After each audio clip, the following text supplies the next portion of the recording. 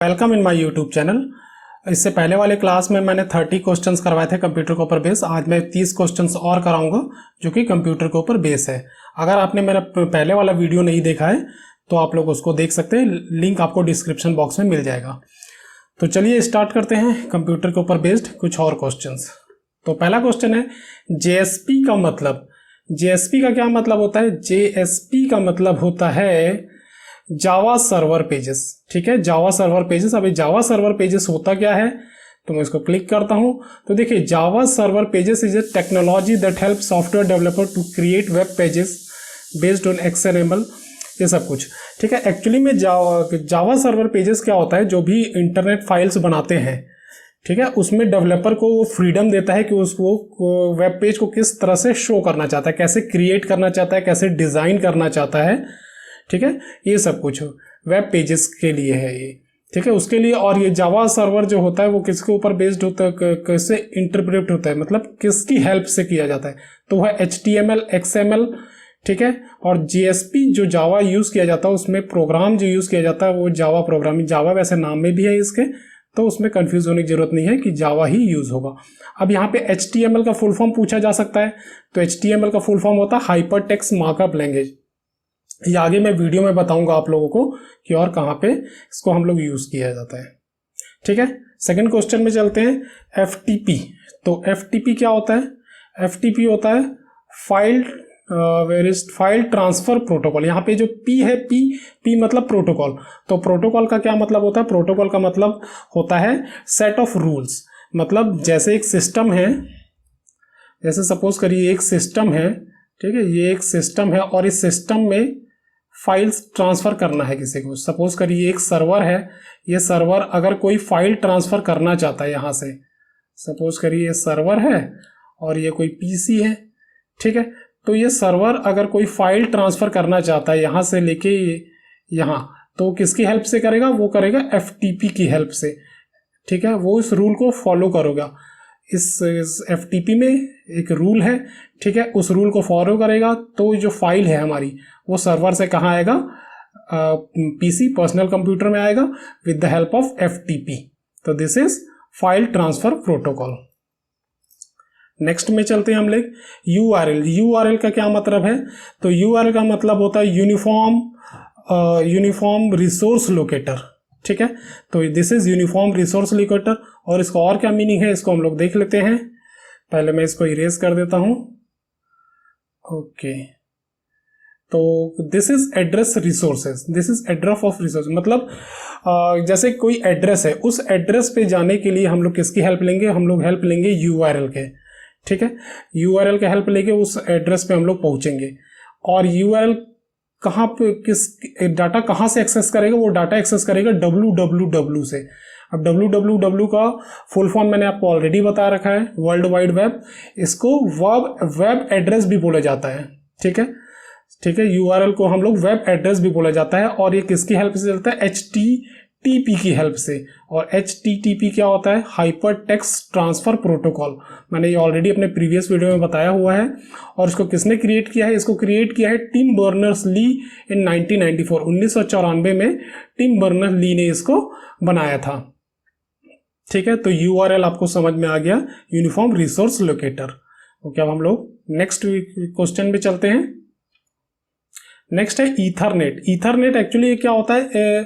Set of wires, लेकिन वो कोई सिंपल वायर्स नहीं होता, वो एक स्पेशल वायर होता है, कोएक्सियल वायर्स। ठीक है, और इसका एक्चुअली में क्या कहता है कि इसका यूज कहाँ किया जाता है? इंटरनेट चलाने के लिए हम लोग इसको यूज करते हैं। अब यहाँ पे ऑप्शन दिया हुआ है मैन, वैन एंड लैन। ठीक है, तो इन तीनों को हम लोग, वाईफाई तो आप लोगों को पता ही होगा कि वाईफाई क्या होता है।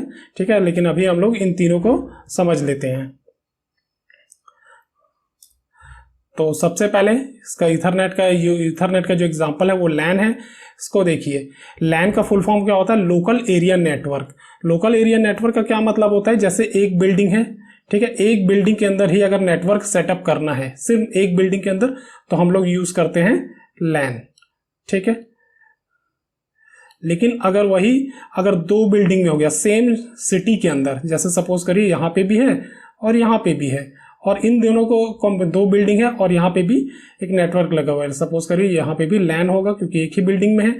अब इन दोनों को कम्युनिकेट करना है आपस में। तो इन दोनों को अगर आपस में कम्युनिकेट करना है तो उसके लिए जो एरिया यूज किया जाता है वो होता है मैन। ठीक है, मैन का फुल फॉर्म होता है मेट्रोपॉलिटन एरिया नेटवर्क। ये कई बार ये भी पूछा जा सकता है कि लैन मैन क्या होता है। ठीक है, उसके बाद नेक्स्ट आता है वैन। वैन होता है वाइड एरिया नेटवर्क। ये तो हो गया एक सिटी के अंदर, एक टाउन के अंदर। लेकिन सपोज करो एक देश में करना है। ठीक है, एक देश को दूसरे देश से कम्युनिकेट करना है या फिर एक राज्य को दूसरे राज्य को कम्युनिकेट करना है, तो उसके लिए हम लोग यूज करते हैं वैन। और वैन का फुल फॉर्म क्या होता है? Wide area network.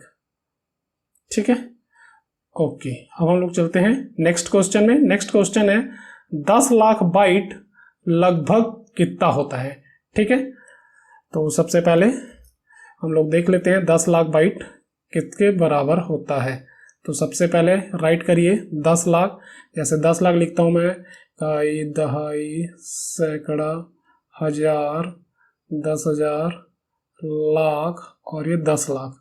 ठीक है, कितने जीरो है? 1 2 3 4 5 6, मतलब 10 का पावर 6। तो ये किसके बराबर हुआ? ये एक्चुअली ये बिट है, सॉरी 10 लाख ये बाइट है। ठीक है ना, यहाँ बाइट गिवन है। ठीक है, बी बाइट, तो ये हो गया बाइट। तो 10 का पावर 6 क्या होता है? 10 का पावर 6 क्या होता है? वो होता है मेगा बाइट। ठीक है,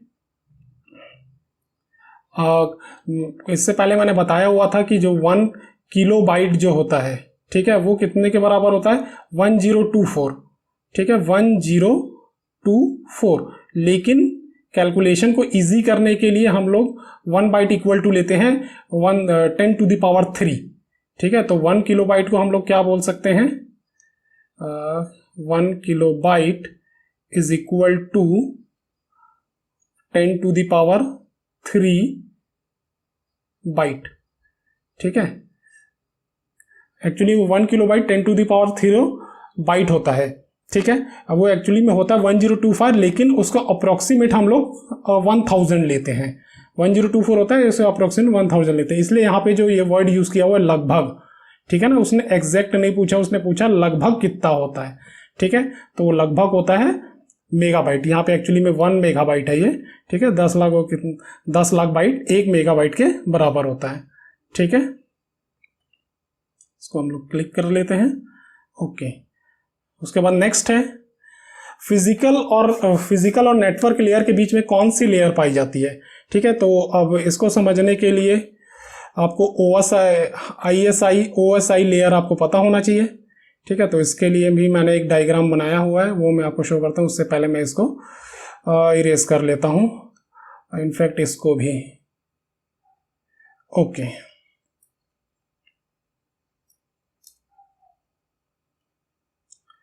ठीक है, तो इसका जो फिजिकल और नेटवर्क लेयर के बीच में कौन सी लेयर पाई जाती है, तो वो होता है डाटा लिंक लेयर। ठीक है, अब देखिए कैसे होता है वो एक्चुअली में ऐसे हुआ करता है। ये क्या है? OSI open system interconnection. इसका जो मॉडल है that is OSI open system interconnection. ये एक इंटरनेशनल रूल है, सकी सबको इसी से चलना है, इसी रूल से चलना है। ठीक है, अब हम लोग देखते हैं आज इसका मीनिंग क्या है। ठीक है, मीनिंग समझा देता हूँ। ये फर्स्ट होता है। ठीक है, हम लोग यहाँ से स्टार्ट करते हैं। ये फर्स्ट है, ये सेकंड है डाटा लिंक, ये थर्ड है, और ये फोर्थ, ये फिफ्थ, ये सिक्स्थ और ये 7। कई बार क्वेश्चन आ जाता है OSI में कितने लेवल होते हैं, OSI की लेयर कितनी होती है। अच्छा, मैं यहाँ पे इसका फुल फॉर्म नहीं लिख पाया हूँ। इसका मतलब होता है ओपन सिस्टम ये इंटरकनेक्शंस। ठीक है, तो ये लेयर्स होते हैं। एक्चुअली क्या होता है, जब भी कोई इंफॉर्मेशन आता है तो फिजिकल लेयर में आता है, वो बिट्स की फॉर्म में होता है। ठीक है, तब वो कहाँ जाता है? नेक्स्ट में डाटा लिंक में। डाटा लिंक क्या करता है? उस बिट्स को फ्रेम में कन्वर्ट करता है। उसके बाद नेक्स्ट जाता है वो थर्ड नेटवर्क में। नेटवर्क उसको पैकेज में कन्वर्ट करता है। नेक्स्ट ट्रांसपोर्ट लेयर में जाता है, ट्रांसपोर्ट को सेगमेंट में कन्वर्ट करता है। और उसके बाद आता है सेशन में, वो होता है डाटा, और उसके मतलब कुछ चेंजेस होते हैं यहाँ पे। उसके बाद ये भी डाटा और ये भी डाटा। ठीक है, ये तीनों डाटा होते हैं। तो फाइनल डाटा जो मिलता है वो यहाँ पे मिलता है।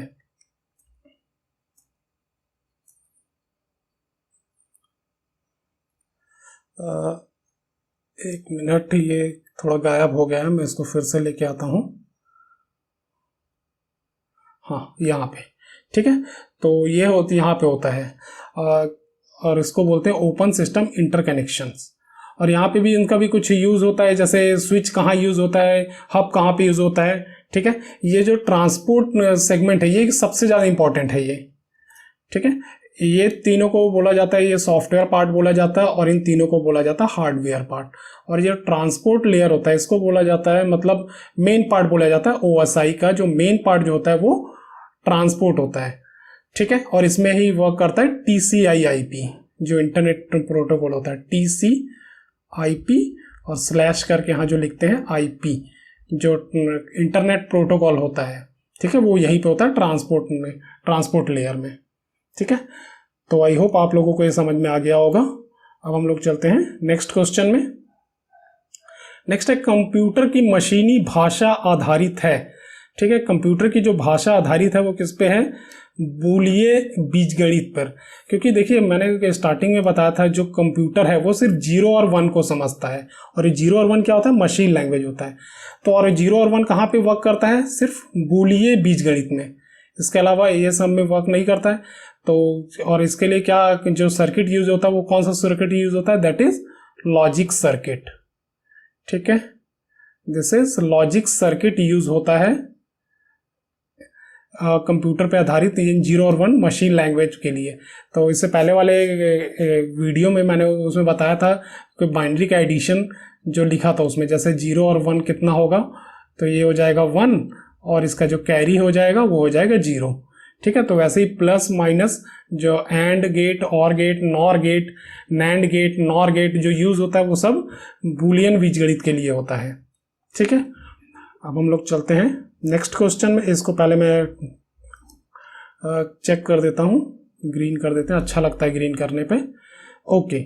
उसके बाद आता है ICMP। क्या होता है, ICMP होता है इंटरनेट कंट्रोल मैसेज प्रोटोकॉल, ठीक है। ये इसका फुल फॉर्म है ICMP, internet control message protocol. Actually में क्या होता है कि एक सिस्टम को दूसरे सिस्टम से मैसेज भेजना होता है, तो वो ICMP के थ्रू इंटरनेट में जाता है, ठीक है। उसके बाद कंप्यूटर एरर को क्या कहा जाता है, तो ये आप लोगों को पता होगा। कंप्यूटर एरर को क्या कहा जाए, कर्सर हो नहीं सकता, क्योंकि कर्सर तो ये है जो माउस चल रहा है, ठीक है। डिबग होता है एरर को ठीक करना, तो होता है बग, बग वो होता है एरर, एरर का आना, ठीक है। और ये तो हो ही नहीं सकता, एक में से कोई नहीं। सो कंप्यूटर एरर को कहा जाता है बग, ओके। अब लोग नेक्स्ट क्वेश्चन में चलते हैं। नेक्स्ट है ई कॉमर्स में ई का क्या मतलब है। तो देखिए ई कॉमर्स साइट आप लोगों को पता है, ई कॉमर्स साइट जैसे अमेजन या फ्लिपकार्ट या फिर और भी बहुत सारे साइट्स है जहाँ से शॉपिंग किया जाता है, ठीक है। तो उस केस में हम लोग क्या होता है, ई में करके देख लेता हूँ। इंटरनेट, तो इंटरनेट नहीं होता है, एसेंशियल्स भी नहीं होता है, एस्केप्स भी नहीं होता है। तो जो ई का मतलब होता है वो होता है इलेक्ट्रॉनिक्स, ठीक है। नेक्स्ट हम लोग देखते हैं MS ऑफिस में बनी फाइल का एक्सटेंशन। देखिए अगर आप लोग कंप्यूटर पे काम करते हैं तो आप लोगों को एक्सटेंशन जरूर पता होना चाहिए, ठीक है। यहाँ पे देखिए मैंने कुछ एक्सटेंशंस लिए हुए हैं। तो MS वर्ड में जो फाइल बनती है, वर्ड्स में जो फाइल बनती है, उसका जो एक्सटेंशन होता है वो डॉट होता है, .doc। तो इसके लिए मैंने कुछ टेबल तैयार किया जो कुछ और एक्सटेंशन को डिफाइन करेंगे, उसको हम लोग देख लेते हैं। तो यहाँ पे देखिए जो MS वर्ड है, MS वर्ड के लिए .doc होता है और .dox भी होता है। तो इसको याद रखिए, x लग जाए तो भी वो MS वर्ड का ही होता है। आजकल जो आते हैं उसमें x लगाया जाता है, पुराने टाइम में .doc होता था। अब उसके बाद है HTML एक लैंग्वेज है, जिस लैंग्वेज के ऊपर हम लोग वेबसाइट का जो पेज है वो तैयार करते हैं, ठीक है। तो इसका फुल फॉर्म मैंने स्टार्टिंग में बताया था आपको, अभी बता रहा हूँ, ये है हाइपर टेक्स्ट मार्कअप लैंग्वेज। और इसका जो एक्सटेंशन होता है वो होता है .html और .htm। तो इसको आप लोग ध्यान रखिए। उसके बाद होता है JPG क्या होता है, एक इमेज से रिलेटेड होता है, ठीक है। This is image. एक्चुअली क्या है, मेरे पास डिजिटल पैड नहीं है, तो मैं माउस से लिख रहा हूँ, सॉरी कीपैड से नहीं, माउस से लिख रहा हूँ, तो उसकी वजह से राइटिंग खराब आ रही है। तो JPG या फिर .jpe, ये क्या होता है, JPEG फॉर्मेट के एक्सटेंशन है। और जेपीईजी का फुल फॉर्म क्या होता है? Joint photographic expert group. ठीक है, इसको भी ध्यान रखिए, जेपीईजी का फुल फॉर्म। उसके बाद है next dot PNG. Dot PNG क्या होता है? एक्चुअली ये स्मॉल में होना चाहिए था, कैपिटल में हो गया ये पूरे। ठीक है, डॉट पीएनजी क्या होता है? Portable network graphics. Portable network graphics, ये इसका फुल फॉर्म है। उसके बाद है डॉट पीपीटीएक्स, वो होता है पावर पॉइंट का, साफ पता लग रहा है, पीपीटी बोलते हैं हम लोग, और एक्स लगा दिया पावर पॉइंट। टीएक्सटी किसका होता है? टीएक्सटी होता है टेक्स्ट फाइल। ठीक है, और एक्सएल एसएक्स, और ये होता है एक्सेल का। एक्सेल की जो भी फाइल हम लोग बनाते हैं वो अपने आप ही ऑटोमेटिक इस फॉर्मेट में सेव हो जाता है। ओके, आई होप आप लोगों को ये समझ में आ गया होगा। हम लोग देख लेते हैं 12th क्वेश्चन। 12th क्वेश्चन क्या है? बॉड का मतलब क्या होता है? एक्चुअली में बॉड रेट है। बॉड रेट का क्या मतलब होता है? इकाई समय में प्रसारित बाइट की संख्या या फिर बिट्स की संख्या। ठीक है, इस दोनों में कंफ्यूजन है। तो जैसे कि आप लोगों को याद रखना है, कंप्यूटर की जो सबसे छोटी इकाई होती है वो बिट्स होती है, तो बिट्स में ही मेजर किया जाता है। अब बॉड का मतलब क्या होता है? बॉड का मतलब होता है जैसे दो एक सिस्टम ये है और एक सर्वर है या कोई भी एक सिस्टम है, तो डाटा कम्युनिकेशन होने का जो रेट है, ठीक है, ये सिस्टम ये फर्स्ट है और ये सेकंड है। तो फर्स्ट सिस्टम सेकंड को जो जिस स्पीड से या जिस रेट से इंफॉर्मेशन ट्रांसफ़र कर रहा है उसको बोलते हैं बॉड रेट। और ये बॉड रेट लिया जाता है बिट्स पे, बिट्स पर सेकेंड। ठीक है, ये पर सेकेंड होता है, दिस इज पर सेकेंड।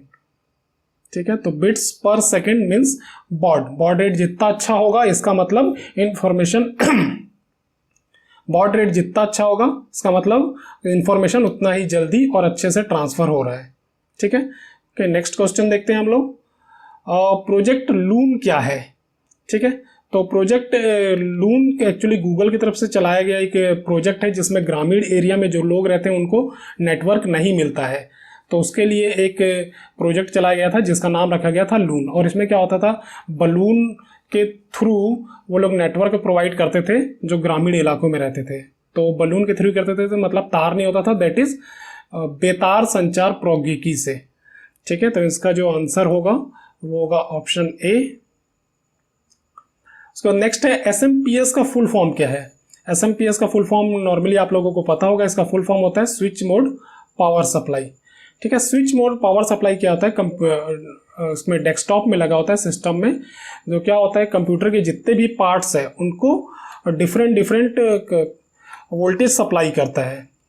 ठीक है, एक्चुअली में वो जैसे सपोज करिए ये अगर एसएमपीएस है, ठीक है, और ये पार्ट्स है उसके हार्ड डिस्क है, प्रोसेसर है, फैन है, ठीक है, तो उनको ये डिफरेंट वोल्टेज प्रोवाइड करता है, तो उसके लिए एसएमपीएस का यूज़ किया जाता है। ठीक है, दिस इज एसएमपीएस।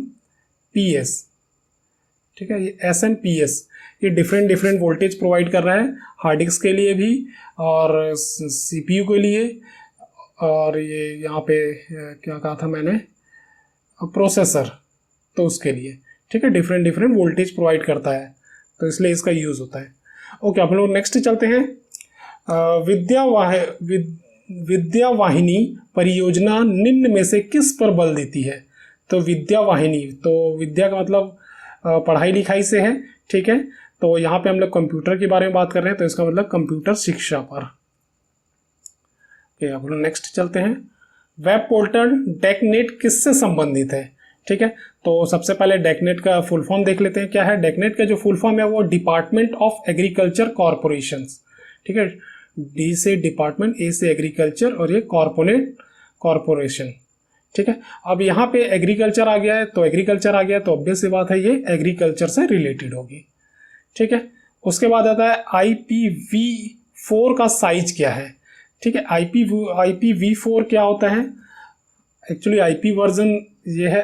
अच्छा, IP का फुल फॉर्म सबसे पहले इंटरनेट प्रोटोकॉल, वो आपको पता होगा। IP4 का मतलब होता है IP वर्जन 4। ठीक है, और इसको याद रखिए ये 32 बिट होता है। ठीक है, और इसका जो दूसरा होता है वो क्या होता है? IP version 6। तो क्वेश्चन में उसको भी पूछा जा सकता है कि ये कितने बिट्स का होता है, इसका साइज क्या होता है। तो इसका याद रखिए IP वर्जन 6 का जो साइज होता है वो होता है 128, 128 बिट का होता है ये। तो इसका आंसर क्या हुआ, इसका आंसर हो गया 32 बिट। ओके, अब हम लोग आते हैं नेक्स्ट क्वेश्चन में। नेक्स्ट है निम्नलिखित में से डॉट मैट्रिक्स क्या है। ठीक है, देखिए डॉट मैट्रिक्स क्या होता है। डॉट मैट्रिक्स प्रिंटर होता है। ठीक है, अब प्रिंटर के बारे में काफ़ी बहुत सारे प्रिंटर होते हैं, तो मैंने एक टेबल बनाया जो आप लोगों को सारे प्रिंटर्स समझा देगा। ये देखिए, तो पहले मैं इसको इरेज कर लेता हूँ जो ऊपर लिखा हुआ है। ठीक है, ओके, अब देखिए यहाँ पे प्रिंटर कौन कौन से होते हैं। सबसे पहले प्रिंटर को दो पार्ट में डिवाइड किया गया होता है। एक तो होता है इम्पैक्ट प्रिंटर और एक होता है नॉन इम्पैक्ट प्रिंटर। ठीक है, इम्पैक्ट प्रिंटर का मतलब है सिंपल सा इम्पैक्ट, मतलब असर डालता है वो। एक्चुअली क्या होता है, इम्पैक्ट प्रिंटर जो हम लोग पेपर डालते हैं उसको फिजिकली वो उसके संपर्क में आता है और उसके बाद वो उसको प्रिंट करता है। और इसको जो और आगे डिवाइड किया गया वो होता है dot matrix printer, Daisy wheel printer, line printer, drum printer और ये चेन प्रिंटर। ठीक है, नॉन इम्पैक्ट प्रिंटर में क्या होता है inkjet printer, laser printer, thermal printer, multi functional printer, portable printer और फोटो प्रिंटर। ठीक है, अब इसमें डिफरेंस क्या है। इम्पैक्ट प्रिंटर जो होता है एक तो बहुत ज़्यादा नॉइजी होता है। ठीक है, ये नॉइजी बहुत ज़्यादा होता है, ये नॉइजी कम होता है। दूसरा क्या है, ये इसका कॉस्ट काफ़ी बहुत कम होता है। इम्पैक्ट प्रिंटर का कॉस्ट कम होता है as compared to non impact printer. और थर्ड क्या है, थर्ड जो मैंने बताया है कि ये कांटेक्ट में नहीं आता, बिना कांटेक्ट में आए हुए ही उसको प्रिंट करता है। जैसे ड्रम प्रिंटर में देख लेते हैं, इसमें ड्रम में कुछ फ़ॉन्ट छपे होते हैं और जिसमें हथौड़ा मारा जाता है तो वो पेज पे छप जाता है। ठीक है, और इसमें क्या होता है लेज़र टाइप के प्रिंटर में जैसे लेज़र मारा जाता है या फिर रिबन होता है, उसमें स्प्रे में कुछ कलर्स होते हैं, उस भरा रहता है, फिर वो पेपर में जाता है और उसके बाद उसको अलग अलग करके फ़ॉन्ट बनाए जाते हैं। ठीक है, तो ये होता है दोनों का डिफरेंस। ओके, अब हम लोग चलते हैं नेक्स्ट क्वेश्चन में। नेक्स्ट है माइक्रो प्रोसेसर कंप्यूटर किस पीढ़ी से संबंधित है। ठीक है, कंप्यूटर की जो पीढ़ी आई हुई है उसको हम लोग समझ लेते हैं पहले। ठीक है, तो अब देखिए मैंने बनाया हुआ फर्स्ट जेन में क्या होता था।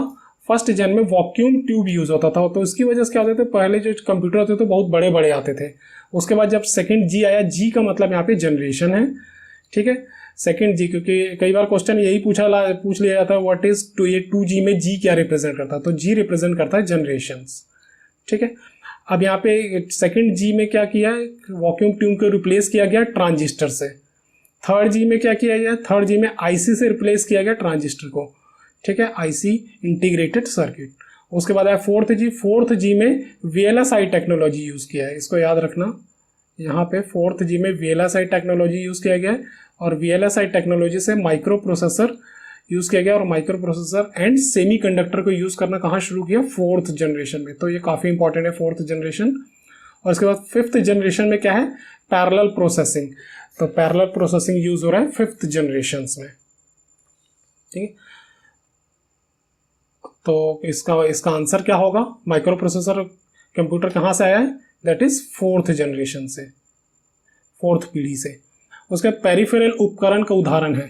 पेरिफेरल का मतलब होता है जो कंप्यूटर से इनपुट भी ले और आउटपुट भी ले। ठीक है, तो वो होता है प्रिंटर। इसको याद रखिए, पेरिफेरल उपकरण में प्रिंटर आएगा, नहीं इनमें से कोई ये दोनों नहीं होंगे, इसको ध्यान रखिए। उसके बाद आता है MS पावर पॉइंट में अधिकतम जूम कितना कर सकते हैं। देखिए पावर पॉइंट तो आप सब यूज़ करते होंगे, तो कईयों को आप में से पता होगा कि पावर पॉइंट में से हम लोग मैक्सिमम कितना जूम कर सकते हैं। तो बताइए कितना जूम किया जा सकता है, आप लोग अगर कमेंट कर सकते हैं तो।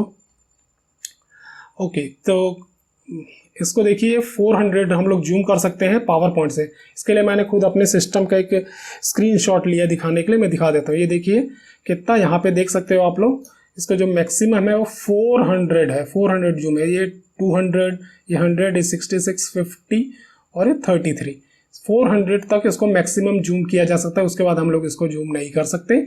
ठीक है, तो अधिकतम कितना हुआ, 400। तो दिस इज द करेक्ट। चलते हैं नेक्स्ट क्वेश्चन में। नेक्स्ट क्वेश्चन है मदरबोर्ड को सीपीयू से कौन जोड़ता है? मदरबोर्ड को सीपीयू से कौन जोड़ता है? ठीक है, तो मदरबोर्ड को सीपीयू से जोड़ता है वो होता है सिस्टम बस।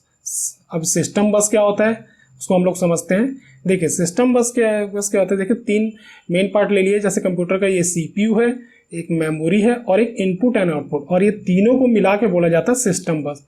ये होता है कंट्रोल बस, ये होता है एड्रेस बस और ये होता है डाटा बस। डाटा बस क्या करता है? डाटा लेके जाता है, एक जगह से दूसरी जगह डाटा लेके जाता है। एड्रेस बस डाटा बस को ये बताता है कि किस एड्रेस पे डाटा लेके जाना है, और कंट्रोल बस इस पूरे ऑपरेशन को नियंत्रण करता है।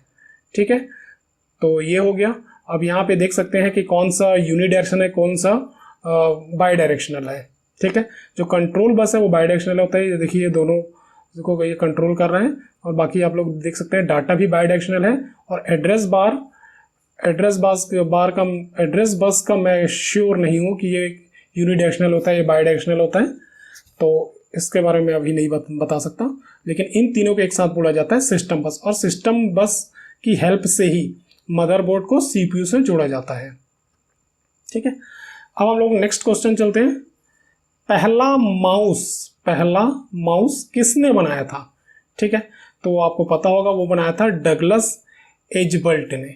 ठीक है, तो इसको आप लोग कैसे याद रखते हो? मैं इसको ऐसे याद रखता हूँ, यहाँ पे इसको ऐसे लिख देता हूँ, तो ये डॉग टाइप हो गया। ठीक है, तो ये डॉग टाइप, और डॉग किसके पीछे रहता है? माउस के पीछे, तो इसको हम लोग ऐसे याद रख सकते हैं, डगलस एल्जिबर्ट। ठीक है, लेकिन ये इसको सीरियस लेने की जरूरत नहीं है, ये उनका नाम ही है डगलस। ठीक है, तो इसको हम लोग ऐसे भी याद रख सकते हैं, जैसे लॉस है तो यहाँ लॉस रख दो, तो माउस की वजह से कुछ ना कुछ लॉस होता ही रहता है। तो इस तरीके से हम लोग इसको याद रखने के लिए ट्रिक बना सकते हैं। ठीक है, अगर इसको सीरियसली नहीं लेना और नाम को बिगाड़ना भी नहीं। ठीक है, ओके, अब हम लोग चलते हैं नेक्स्ट क्वेश्चन में। किस प्रोग्रामिंग लैंग्वेज को ट्रांसलेटर की जरूरत नहीं होती है? ठीक है, ट्रांसलेटर क्या होता है? किसी भी हाई लेवल लैंग्वेज को मशीन लेवल लैंग्वेज में कन्वर्ट करता है। क्यों करता है? क्योंकि कंप्यूटर जो है वो हर लैंग्वेज को नहीं समझ सकता, वो सिर्फ मशीन लैंग्वेज को समझता है। तो देखिए बेसिक को कन्वर्ट करने की जरूरत पड़ती है। ठीक है, सी को भी जरूरत पड़ती है। तो मशीन लैंग्वेज जो खुद में एक लैंग्वेज मशीन लैंग्वेज है उसको जरूरत नहीं है, क्योंकि वो तो ऑलरेडी 0 और 1 की फॉर्म में है, तो उसको कंप्यूटर समझ सकता है, तो उसके लिए ट्रांसलेटर की जरूरत नहीं है। ओके, नेक्स्ट क्वेश्चन है डॉस ऑपरेटिंग सिस्टम क्या होता है? मल्टी यूजर होता है, नो यूजर, सिंगल यूजर, इनमें से कोई नहीं। तो याद रखिए जो डॉस ऑपरेटिंग सिस्टम होता है वो सिंगल यूजर होता है।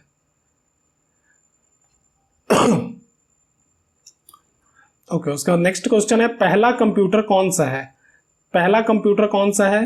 तो इसके लिए हम लोग देख सकते हैं पहला कंप्यूटर जो है यानिक है, और इसका जो फुल फॉर्म है वो उसको याद रखिए, वो होता है electronics numerical integrator and computer. Electronics numerical integrator and computer, ये इसका फुल फॉर्म है। अच्छा, परम को याद रखिए, परम इंडिया का पहला सुपर कंप्यूटर है, जिसके बारे में मैंने प्रीवियस वीडियो में बताया हुआ है कि परम इंडिया का पहला सुपर कंप्यूटर है, और इसको पुणे में सीडैक ने बनाया है। ठीक है, और उसके बाद जो नेक्स्ट क्वेश्चन है वो है 27th, लेजर प्रिंटर संबंधित है किससे संबंधित है? लेजर प्रिंटर, तो पेज प्रिंटर से संबंधित है लेजर प्रिंटर। नेक्स्ट क्वेश्चन देखते हैं, बार कोडिंग में कितने अक्षर होते हैं? ठीक है, तो बार कोडिंग में देखो इन दोनों में कंफ्यूजन है, तो बार कोडिंग में जो अक्षर होता है वो 10 होता है। ठीक है, ऐसे आप लोग देखोगे तो लिखा रहता है ऐसे 1 2 3 ऐसे लाइन होता है, और यहाँ पे कुछ नंबर लिखे रहते हैं, तो टोटल नंबर जो होते हैं वो 10 होते हैं। ओके, अब नेक्स्ट आता है 25 को बाइनरी में कैसे लिखोगे? ठीक है, तो 25 को बाइनरी में हम लोग ऐसे लिखेंगे, और ये आया कैसे उसके लिए काफ़ी ईजी है, देख लेते हैं। जैसे देखिए ये 25 है, 25 को हर बार 2 से डिवाइड करिए।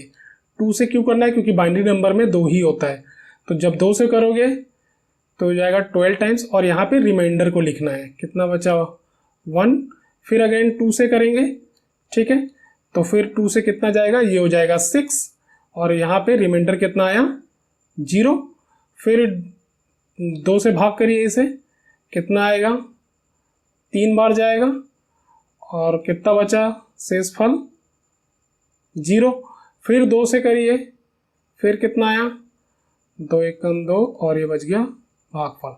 तो इसको देखिए यहाँ से लिखना स्टार्ट करिए, इसको ऐसे ऐसे लिखिए तो ये बन जाएगा 25। तो इसको लिखिए 1 1, ये वाला 1 लिखा मैंने पहले, ये वाला 1 लिखा, फिर ये वाला 1 लिखा, और उसके बाद दोनों 0 को और एक 1 को।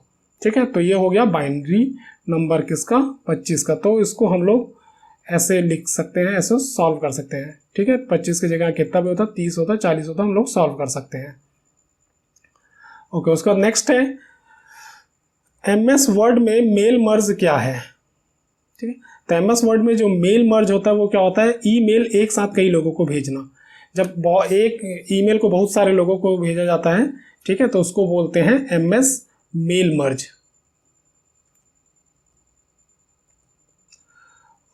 ओके फ्रेंड्स, तो आज की क्लास यहीं पे कंप्लीट होती है। मैंने 30 क्वेश्चंस करवा दिए हैं। ठीक है, और आप लोगों को वीडियो पसंद आया होगा तो लाइक कीजिए, शेयर कीजिए और सब्सक्राइब कीजिए। Okay, thank you so much.